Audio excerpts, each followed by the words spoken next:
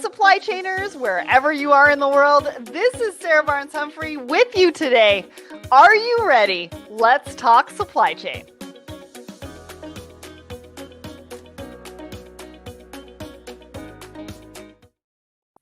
Good morning, everybody, and welcome to Thoughts and Coffee. One of these days, I'm going to get that countdown right. I think that's happened to me a couple of times in the last couple of weeks, and I apologize for the sun. I think it's like peeking out behind the building that's in front of me, and that didn't happen about 30 seconds ago. Anyways, I hope that you're all having a great week. My name is Sarah Barnes-Humphrey. I'm the founder and host of Let's Talk Supply Chain, the Blended podcast, as well as the Blended Pledge, and I am coming at you live from Atlanta because I am here for the Woman in Supply Chain Forum.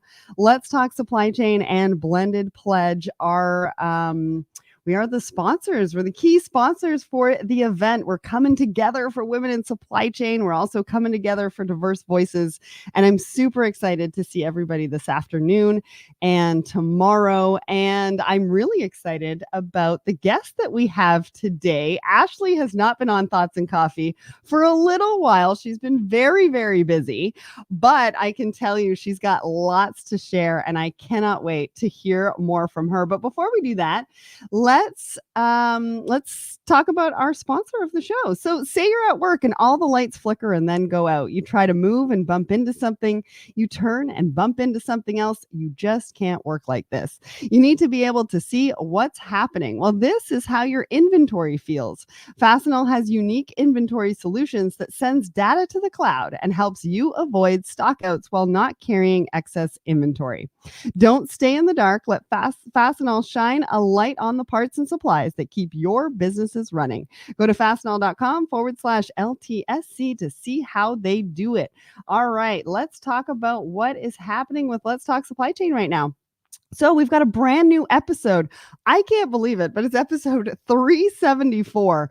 And I'm talking to Bill from Gaines, and we're talking about how to achieve supply chain optimization in record time. Now, this was a great conversation. Bill has a lot of knowledge. He's been in the industry for a long time, and we really get to understand the impact that they're making on the industry and what they're putting out there. And so if you've got a challenge within optimization, go and check out this episode. See if Gaines is the right fit for you, because we dive into who they are, how they help their customers, onboarding, all the questions that you might have when you think about supply chain technology. And next, I don't know if you saw this yesterday, but I had a brand new episode of the Monthly Hustle come out. Now, this is my LinkedIn newsletter. It's talking about World Kindness Day. It also came out on my birthday. My birthday was yesterday. We went out in Atlanta and had some fun. I want to give a shout out to Lisa Jones because she made my birthday very special by bringing me some balloons that I still have up in the room, which is kind of fun. So if you haven't read it, go and read it. We're talking about how to be kind in the workplace, which I think is really important right now. And then on Friday, Eric Johnson is going to go live for LogTech Live, and he's talking about drowning in supply chain data lake. Now, who isn't drowning in supply chain data? And I can see Ashley nodding her head in the backstage. So go and check that out. Click the attend button, whether you can attend live or not, and we will send you the recording so you don't miss out on any second of that. What else have we got? I think that's pretty much about it for now. I do want to give a shout out to Audrey and Brian for hosting Thoughts and Coffee last week while I was in San Francisco for the Bloom conference. So just want to say thank you to them. All right, without further ado, let's bring up Ashley. Good morning. Morning. Good, Sarah. How are you? Happy birthday. Oh, thank you. And so what's happening? Ashley, I know. Things Things have been busy. busy. I know. Well, I think when are we not, right? When are supply chain people not busy? End of year, right? For us retailers, we're in the thick of seeing our, biggest time of the year promotions coming through, and things get busy for us. So yeah, but I'm glad I'm here. Me too. So for anybody who doesn't know who you are, tell Yes. them who you are and what you do. Yes. Hi, I'm Ashley Yentz. My average sleep IQ score is a 75. And if you don't know what that is, you should go to our website, sleepnumber.com, and find out how you can monitor your sleep. Yeah, down in the banner, we got 50% off. Talk about Black Friday deals. Um, I'm the vice president of supply chain strategy and material flow at Sleep Number. Essentially, I am in charge of anything that moves from supplier into our customer markets, as well as just identifying, trends and what we're seeing to really try to pivot our strategy to really deliver shareholder value and margin back to our company. So that's who I am. I love that. And let me tell you, if you delivered to Canada, which I'm hoping that you're working on at some point, I know. I would take advantage of your Black Friday sales because I want to know what my sleep IQ. I can tell you last night it was probably very low because I could not sleep for some Well, reason. yeah, and hotels, man. Hotels are the worst. Well, so I have this white noise maker. Good. Because I'm like, I don't want to hear everybody else out in the hallways at all times of night. So I have this white noise maker. And then I also have this essential oil diffuser thing. Great. Yeah. So I do come prepared. I think like half my suitcase is full of Sleep products. gadgets. Yeah, fantastic.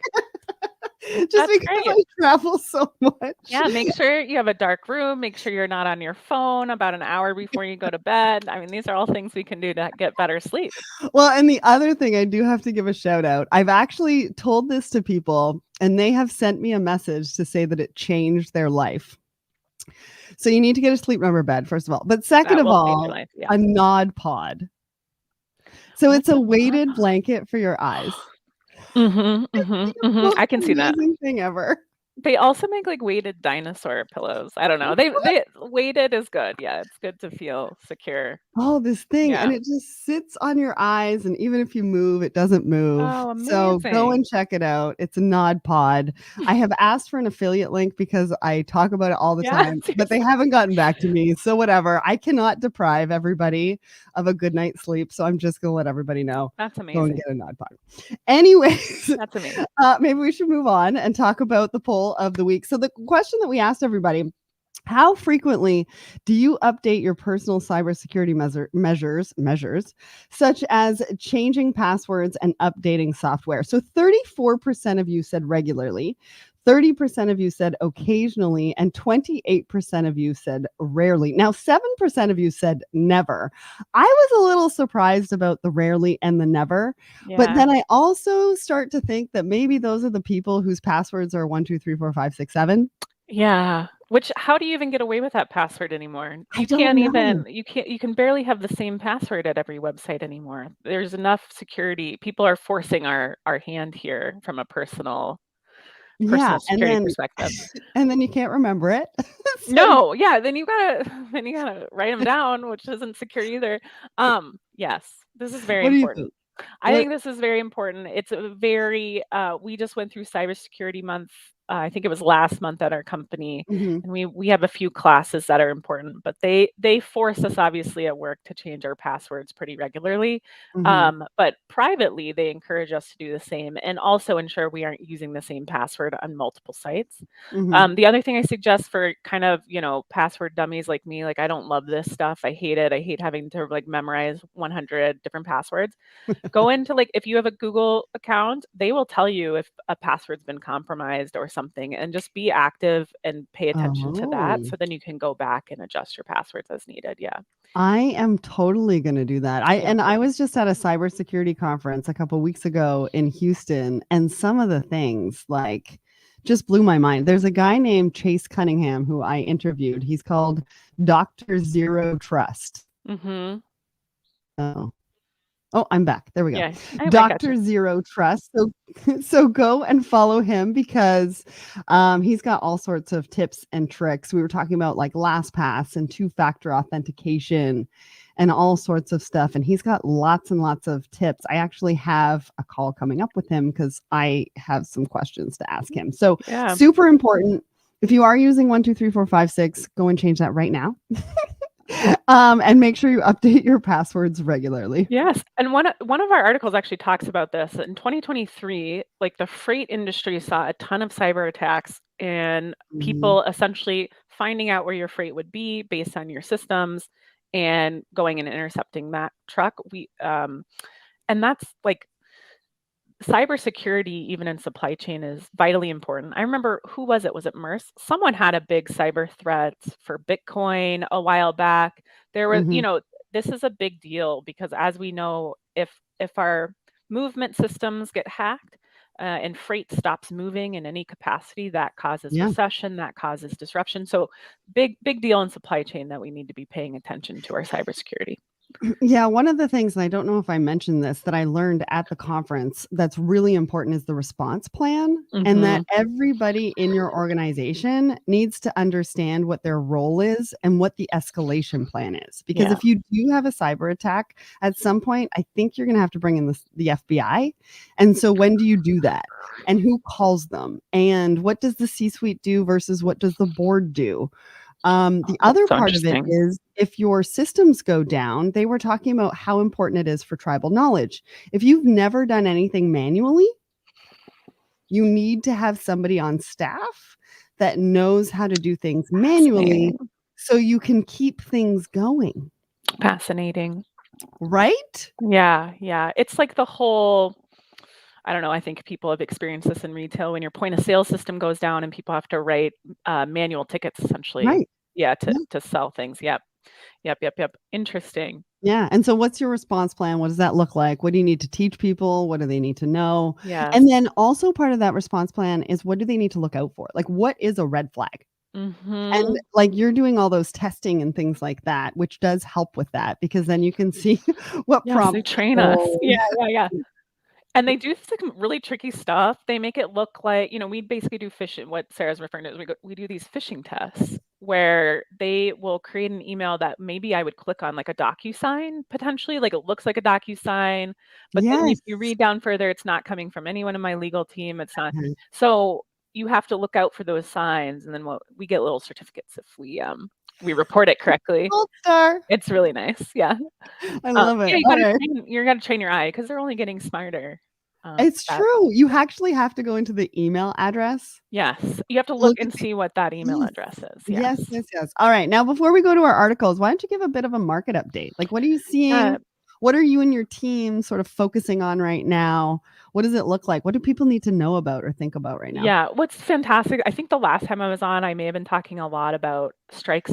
We had a lot of labor movements in the supply chain kind of earlier in the year through UPS, through rail, through some port action.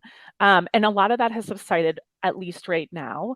Mhm. So what we're seeing kind of from supply chain is we have a little bit of easing of commodities, a little bit of easing of freight costs, but I think in general terms, most indices are saying we're kind of at the bottom of that as we kind of feel more pressure potentially from recessionary type things with higher interest rates, we'll Mhm. start to see more and more kind of capacities slip out, and we're going to kind of see all that stuff go up. So we're kind of preparing ourselves for that, working on how to optimize our network to kind of take out costs while kind of our rates that we can't really control too much fluctuate, as well as we're, just in the broader sense, our industry is suffering. The mattress industry in a whole is suffering with these higher interest rates. We are highly Mhm. connected in the U.S. to housing turnover. Yes. Okay. And when people aren't going and getting new mortgages, that our whole industry is going to suffer. So we are in a point of where we're really focused on capital efficiency, Okay. taking cost out, but also remaining, fully capable to deliver. But we're really kind of trying to understand what is it that the consumer actually wants. Let's not Mhm. over service the consumer, and then let's look at how we do things a little bit differently, going backwards up the supply chain to continue to drive out costs, which is frankly our job all the time, but it becomes more specific and Mhm. more urgent kind of in times like these. So that's really what we're focused on. Well, it does, and we're gonna talk a little bit about that magic formula for supply chain in a minute, and that goes directly to what you're talking about. Now, Right. so our first article is about the supply chain of the banana. Now, I have a very funny story about yesterday. So, when I travel, I do often buy groceries, and I do it by Uber Eats. So, Oh, yesterday, I ordered 4 single bananas. I uh-oh. ended up with 4 bunches Bunches. of organic bananas. and it came in. And I was like, what am I going to do with these bananas? Like, I'm only here for a few days. I can't I'm eat literally in a hotel. Yeah. And so last night at my birthday dinner, I brought 3 bunches of bananas Fabulous parting gift. and It's a party gift. I handed them out to everybody That's who wanted awesome. bananas at the table. That's awesome. I don't know if you remember, like at the beginning of the pandemic, when people were ordering groceries online, I would go on walks and see boxes of bananas because people were getting that wrong every time they ordered their groceries. So it would be like free bananas, free. But so you're not the only one. So I don't know I if it's know, you or your Uber provider, but but who knows? like, let's That go happens still. 2021. Why I have know. we not gotten this right in I know the 2023? bananas. It's like, come on. Do you All think I right. need 3 bushels of bananas? Anyway. So this article is from Yossi Sheffy, and I recently met him in person at DPW. I've Oh, had the pleasure fantastic. of actually interviewing him a number of times in the past, and this talks about the supply chain of bananas. So, um, he talks about the supply chain being input materials, equipment, and labor. He talks about in 2019, 21 million tons of bananas were shipped worldwide. So 48 boxes of bananas are on each pallet, and they're moved in reefers, which I don't know why was so surprising for me. But when I Oh, read that, I interesting. was like, oh, bananas are moved in reefers. Mhm. Okay. So a 40-foot reefer holds 20 pallets. And so you can imagine how many containers of bananas have moved worldwide in 2019 to 2023. And they do everyday deliveries to stores, which doesn't really surprise me. But thinking back on that logistics is just crazy from start to finish. And when you think about a banana, it's already self-packaged. Right? Mhm. Like, you don't have to package it. No. There's not a lot of material that you There's have to not put, input material. Yeah. right? Yeah. And so, what did you think about this article? I thought it was fascinating. It was a great way to highlight, like, honest, I just appreciate it as a supply chain professional. It highlights all of the pressure that we have to place on a process for you to be able just to stop in your local grocery store and just buy a Right. perfectly ripe banana. It talks a little bit about The ripeness. the ripeness and that, I didn't know this. Grocery stores can request different types of ripeness, and they essentially delay the ripening process Mhm, until that request is made and then they deliver it, which is that was fascinating to me. That's yeah, probably so it's really about it's like delaying that value added service till kind of you're in close to your consumer, which was an mhm, interesting concept.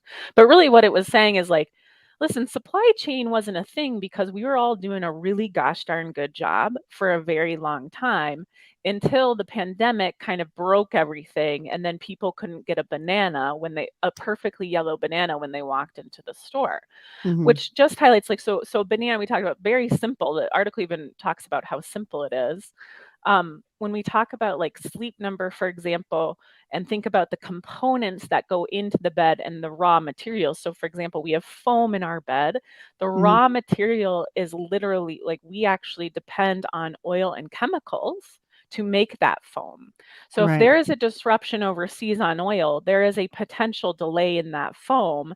And then line that foam up with, making sure we have, we call it tick, but basically our fabric is coming in at the right time. We didn't Mhm, have any delays in dye or testing or any.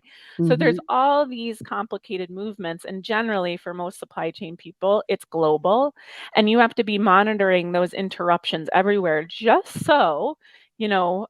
My mom can walk into a Sleep Number store, order her bed, and get it delivered to her house when she needs it, right into her mhm, bedroom. So there's just the complexity of supply chain is so overlooked.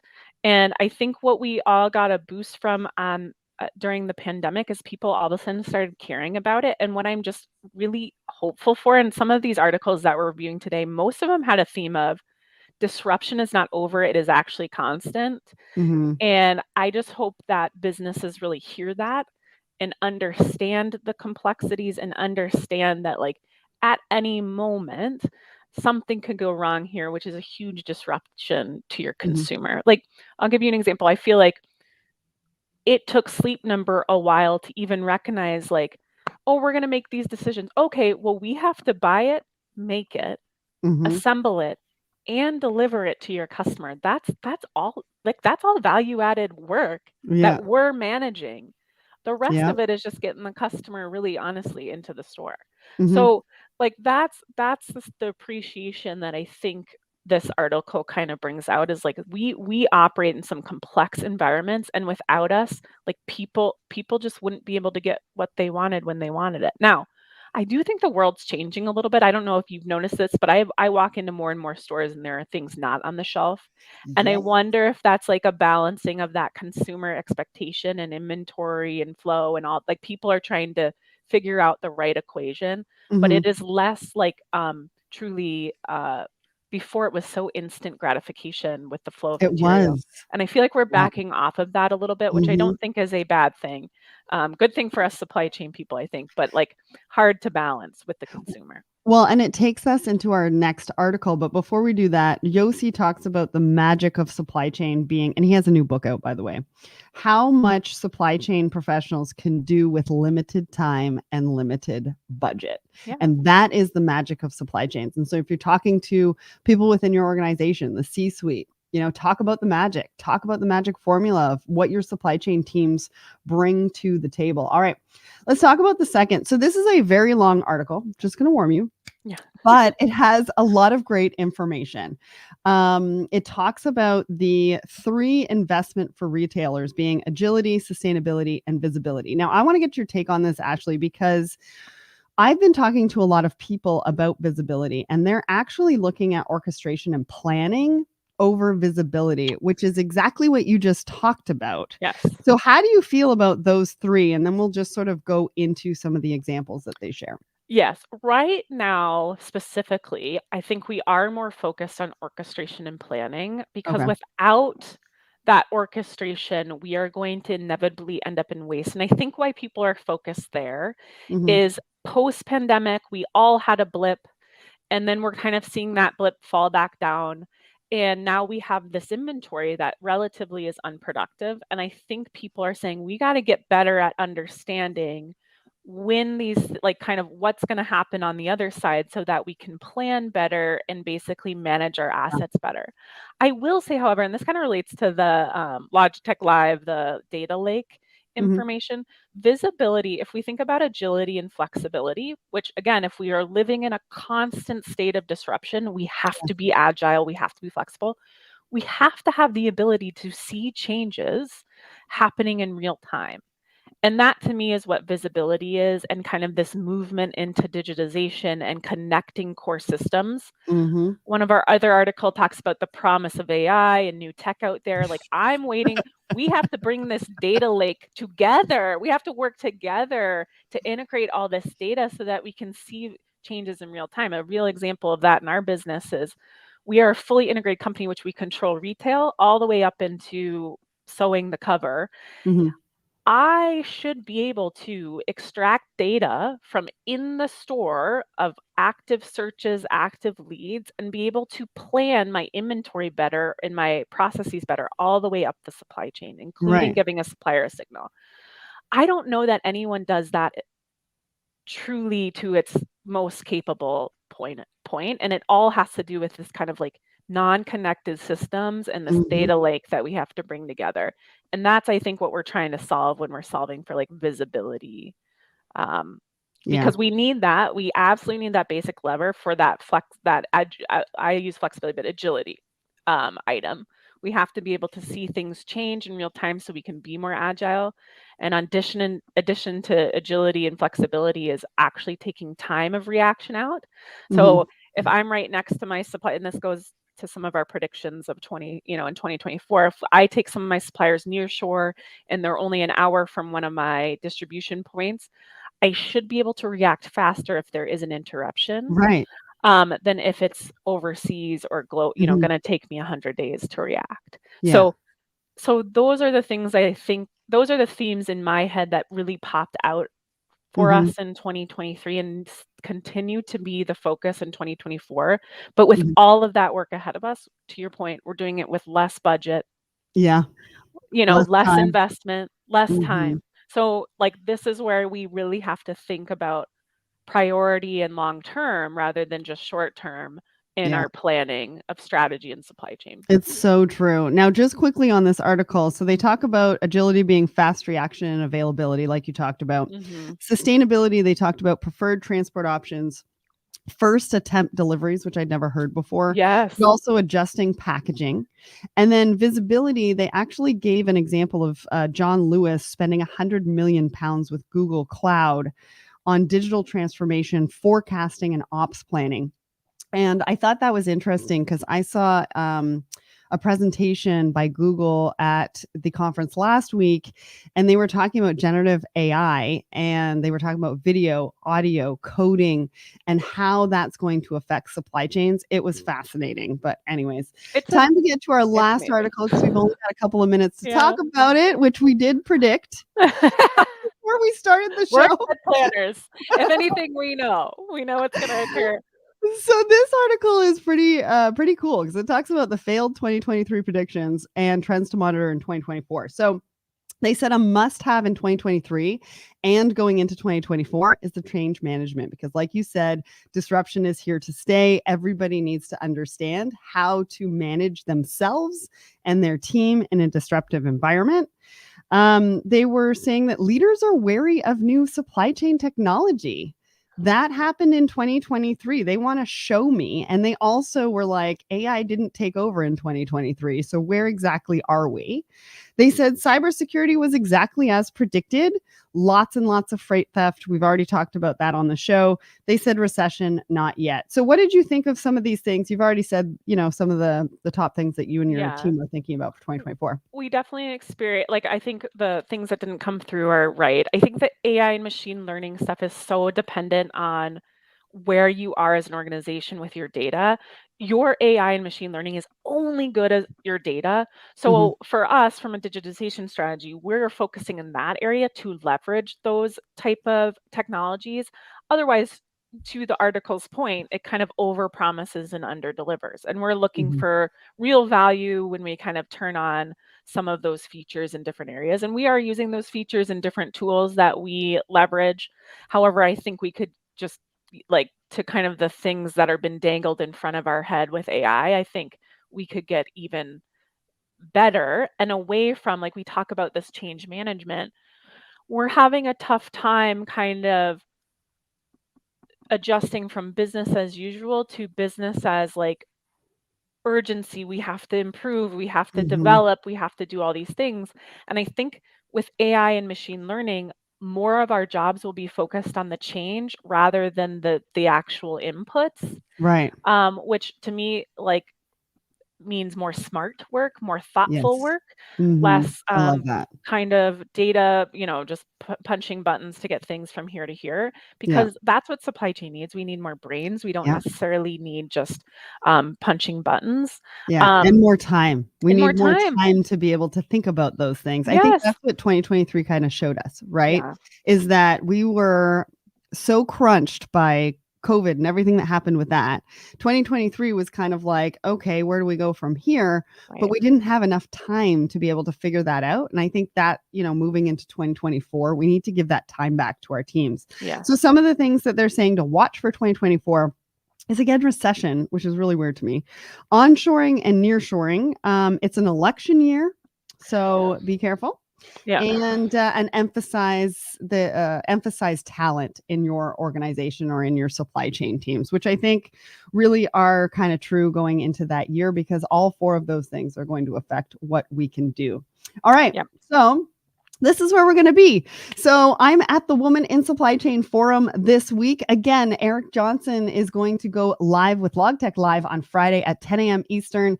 Click the attend button. Even if you can't attend live, I'll send you the recording. And then Manifest happens in February 5th through the 7th next year. And that is in Las Vegas. If you haven't gotten your ticket, you definitely need to get your ticket. I'll be there. It's a great show, and Ashley and I finally get to see each other after years and years and years. I know. Well, Ashley, as always, you are such a pleasure. Thank you so much for coming on the show. And for everybody in the audience, thanks for tuning in. We hope you have a great week, and we'll see you next Tuesday, where I think I've got Fastenal coming on the show. So That'll be fun. Thanks, Sarah. Appreciate it.